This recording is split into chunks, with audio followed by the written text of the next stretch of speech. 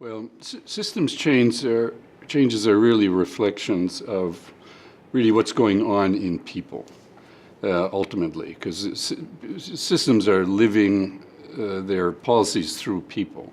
And if the people haven't fundamentally changed, you're putting unchanged people into a new system, which will then reflect where people are actually at. So the fundamental challenges with systems change are actually people change. Well, I think it of course had a great opportunity because it was starting from scratch, in a way. But the people that were brought in for leadership had never done this before. And I think that was a big problem right from the outset. There was really nobody that had been part of a big building something from scratch or transforming it in the context of a governmental thing. In fact, the leaders were pulled in from roles that were much more minor in that sense, running a small community agency or something like that. And so in this sense, the operationalization was very weak, even though the direction was quite good. And it wasn't for lack of trying, but it would have been better if there had been more depth in terms of people that had sort of had earned their stripes, so to speak, So that was one issue. The second one is the fatal kind of mistake was made very early on, which was that the excitement of creating something new that it kind of had arisen from the community in so many ways, put government itself on guard against it.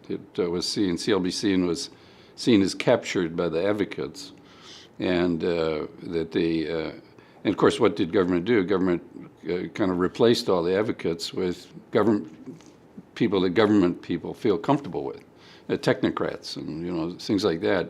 So in a sense, it would have been better to have had a better relationship with the bigger part of government, the deeper part of government than existed, but where they would trust CLBC to be well balanced, involving the community, but also involving government itself, so that government's concerns aren't neglected. But I think early on, people were so excited, they weren't worrying about government, they were worrying about not worrying about it, they were just excited about some of the vision for it.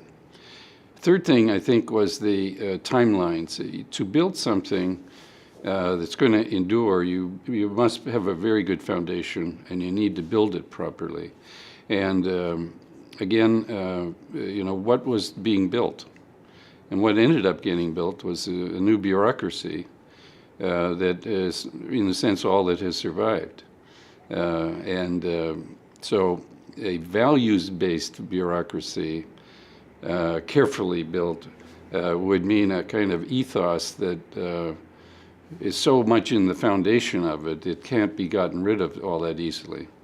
And there was just an underestimation of the need for values in the shaping of it. And so consequently, there's a lot of decisions have been made subsequently that are not the values you would want to guide things. And so I think most of this is traceable to naivete and underestimation of how you entrench values in a new organization. The scale's, of course, also a big issue because it's a sizable organization. Whereas if you did it with a small community organization, it would be far less complicated, much easier. So the scale of doing that, particularly as it got bigger, things got worse. Yeah, well, I've been watching the whole NDS thing develop, but see, I go back to 1987 in Australia, so I have the historical context more than many people might. And I think one of the things is to remember this is a very big scheme. It will be, even though you've set dates for when things are going to happen, it doesn't mean actually that it's going to happen. So, they'll say by 2020 the scheme will be operational, but what they mean by it'll be operational at the earliest possible stage of development. And so I think people are underestimating how long it's going to take to fulfill that promise. I mean, what they're really saying is it will be out of the starting gate. That's it, cross the starting line in many ways, with everybody in the scheme, but to get all of the pieces of that working well, there's going to be a fair bit of revision of things. And that's not a bad thing, because they really ought, and we'll find that some things weren't thought through very well, and they're going to have to go back to the drawing board. And if they are okay with that, then they actually could evolve and learn from some of the things that didn't work, and nobody knows whether it will. I mean, you can't insulate a complicated national organization like that from all of the kind of vested interests that are going to be at work and agendas. And so what they have at the moment now are large ambitions and goals. They don't really have an operational track record that fits the goals. And of course, you think of CLBC had quite promising goals, but it had a lot of trouble operationalizing it. And NDIS is vastly bigger than CLBC. And they're going to also have duty of care. And so when people start dying in the community because they were neglected, and it's in the press, and the idea that that everything, you won't have all kinds of tragedies and misfortunes and so on, because that's just what governments have to deal with, is the fact that somebody somewhere dropped the ball.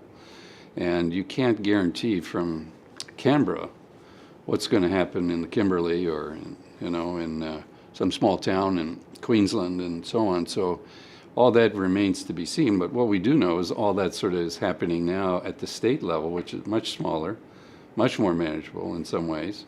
And even there, they're finding it very difficult to live up to their values and promises. So I think the thing to be cautious about is the operational realities of trying to put that into place one person at a time. It's great when you can state what your goals are, but it's a generation to debug the whole thing and get it out there and whatnot. And I don't hear too many people talking like that. I think there's a bit of a front-end excitement about things, not too much doubting that we'll live up to it all.